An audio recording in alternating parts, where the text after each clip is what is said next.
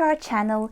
Ruth here, and in today's video I'm excited to share with you 10 winning business principles. So if you want to win in your business, these are the things that you should take note of. So let's get started. Principle number 1. If you want to win in business, you must learn to become a great leader. Now, a great leader actually leads and influences their employees. Now, that's actually really important because you see, you can have a manager to manage every single thing they do, but without a great leader, you probably will get stuck at one point or another. You know, it is so important that we differentiate and distinguish between being able to lead people effectively versus just managing them. Now, I understand that in some organizations, it is necessary to have an HR manager, you know, different team managers to actually manage your team. But at the end of the day, it's so important, especially if you're a CEO or if you're on the top, if you're the owner of your business, you learn to actually lead your team. Now, if you're interested to find out more information, read John Maxwell's book.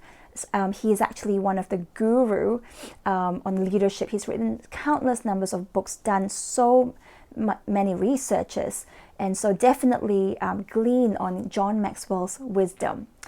Principle number 2, if you want to win in business, you must know where you are headed. Well, that means you have to have a great or a clear vision, a mission, and also a very, very clear business plan. You know, there's a saying that goes something like this. It says, your vision determines your attitude and your altitude. Now, I think that's very true because if you have a clear vision, it's going to determine the way you behave, the way you act in your business, but it will also determine on how far and how high your altitude you can go in your business. So if you know exactly where you're headed, then you will be able to lead your team more effectively. So if you don't yet have a clear vision, or you have had a vision and you've accomplished that vision, then it's time for you to get a fresh, a new, a bigger and a greater vision. The third principle is, if you want to win in business, is to make your product and or service great. So the keyword is make it great. Now, I always say to my clients, if you want to be the best, then be the best. For example, if you are a restaurant owner, okay, and you have a competitor down the road, and let's say you probably have about 50% capacity and clients will come, but the other shop is always jam-packed with customers and there are people lining up, you know, and their phones are ringing nonstop. You might want to take a moment and go, what is it that they are doing that's different? What's the difference, you know, between my business and your business? And it's time for you to study your competitors. You know, whilst it's great for us to be proud of our products and our services, it is not time for us to be offended and go, oh my goodness, you know, the customers should just bring themselves to my shop. They should just enjoy my food because it's the best, right? Whilst you can believe in your product and your service, it's important that you study your competitors and know exactly what they're doing that will make their product best, so that you can actually improve and become the best in your industry, in the products you're offering or in the services that you are offering. Number 4, have great mentors. If you want to win in business, it is so important that you have amazing mentors. Now, I understand that not all of us have the privilege or the capacity, or some of us might not have the finances to pay someone to mentor us, right? But you know what? There's so many free resources out there on the internet, whether it's books, articles, YouTube videos, audiobooks, and you can even sign up for seminars and courses. Learn from the best. It's so important that you have a good mentor. So if it's a particular business in you know, in a service industry, learn from the best in that industry. If it's a particular product, you might want to really learn about how to market my product. How do I do branding? You know, how do I become the best in your field? So it's so important that you have great mentors. Doesn't have to be a physical person. If you can find someone who is more successful than you in business, you can always ask them questions. But If you can't, then that's okay. You know, plenty of resources out there. I personally watch Marcus Lemonis. He actually works with CNBC, and they collaborate in a show called The Profit.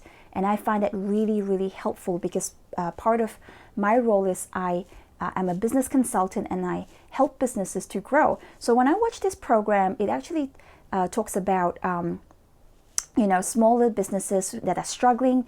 They'll write into the show and they'll ask Marcus to come and help. So he will come and he will actually dissect and go, my goodness, these are the problems in your business, your personnel or your finances or your stock or your branding. And then he will provide them with suggestions and say, well, these are the things that you can improve on.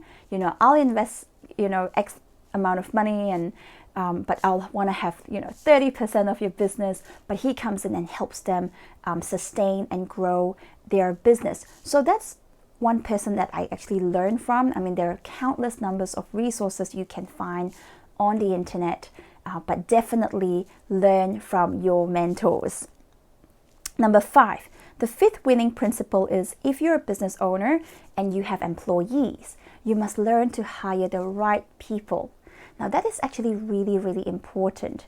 Now I understand that in some cases you might want to hire your family and friends, but when I watch the show The Profit, most of the time family and friends could actually be a liability to your business. Now I'm not saying that you shouldn't have family in your business. For example, in the businesses that I run, I have family members who are with me in it and we're going strong and we're powering on forward. But it's so important that you are hiring not because based on compassion, but you're hiring actually based on the fact that you want to actually grow your business. I mean, you can help a friend out, you can help a family member out, but it's so important that they adhere to your principles, they adhere to your business practices, that you train them up so that they're able to be an effective employee of your company. I know that some companies actually, before they even hire, they will go through the interview process and then they'll make the interviewees fill out a questionnaire form. It's actually a questionnaire to find out what personality type this person is, their strengths, their weaknesses. And with that, they will actually allocate the staff members to the different departments so that they're more effective as an organization. And I don't actually see anything wrong with that. And if you have the resources to actually do up like a psychology evaluation form or personality evaluation form, you can certainly do that because that's going to help you hire the right people. But I think at the end of the day, it's important not to be affected by your emotions, but always trust your gut feeling, because I feel like sometimes you just have to go with that peace within you. If you feel like, yeah, I feel like this might be the right person, yeah, maybe that's a good sign. But there's also all these other, I would say, guidelines that you can find, that there are resources that you can find that will enable you to ask the right questions during the interview process. So have and hire the right people, because if you don't, your business can be negatively affected. Number 6, repeat customers. So if your business is the type of business where you can actually have repeat customers, it's important that you actually focus on them as well, because that would mean that they're coming back to you. That's your income. But at the same time, they might be referring their friends and family to you. So, whilst it's important to focus on gaining new leads and bringing new customers in, I think it's so important that we actually look after our repeat customers and make sure that your services and products that you're selling to them is actually of high standards. Don't drop in standards because they're coming back, because if they don't have a good experience, they're going to go elsewhere. So it's so important that you focus on treating your repeat customers with the utmost respect and also with the best service possible. Number 7, mindset. Now, one of the winning principles is that successful people have the right mindset in that they say to themselves, failure is not an option. In fact, failure is actually part of success. A lot of successful people actually, they don't succeed the first time. In fact, 90% of business, I would say entrepreneurs who are starting the first business, they fail. And the interesting thing is, not a lot of people will try the second time, but many a times it's the second, the third, the fourth, the fifth time that you're going to actually see success. So a lot of people look at failure as if, it's the end of the world. It is not. It is actually part of success. So if you can begin to see failure as that, you can pick yourself up again and, either do the same business, maybe in a different way, or change to a different type of business. And there is nothing wrong with that. Number 8, dream big. It's so important that if you want to win in business, you dream big, you review your vision board. Now, I'm really, really big into vision boards. In fact, I've made, tons of videos on why vision board is important, how to make a vision board, etc. And that's because having a vision board literally changed my life. Now, I'm not saying that there's any special power in vision boards, but statistics have shown that business owners actually are able to accomplish the goals in a greater percentage than those who do not actually have a vision board. But I believe that there's something special about keeping your vision before you, because you are really focused then to actually accomplish your goals. So again, nothing magical about the vision board, but it helps to encourage you and pick yourself up on a day where, if sales aren't going great, things aren't going well, you're like, wait a minute, but this is my vision. I'm going to do whatever it takes to actually accomplish my vision, and it's going to help you to focus. So have a vision board, review your vision board, and dream big. Number 9, the saying, all work and no play makes Jack a dull boy. Now, it's so important that we actually allocate time to rest, because I believe that our bodies, we're not machines, okay? Even machines need rest. So it's so important that we actually have that time to just not think about work, not think about business. Some of us might be able to have half a day a week. Some of us might be able to have like one day in a month. Some of us might only be able to have 2 hours, a week, depending on your schedule and your obligations and your commitments.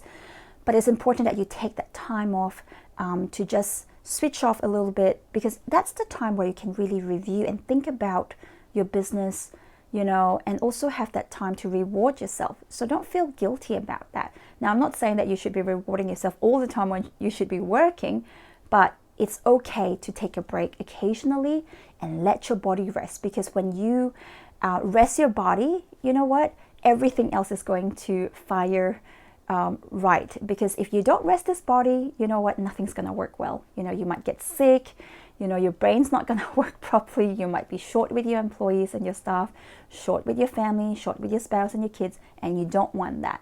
So rest. And number 10, the 10th winning principle is schedule time for what is important to you. See, when you invest in yourself, whether it is exercising, or eating well, preparing your meals, etc., it actually flows through the organization and your business. Because if you look after yourself, you will have the capacity then to look after your business and your employees and your services and your products.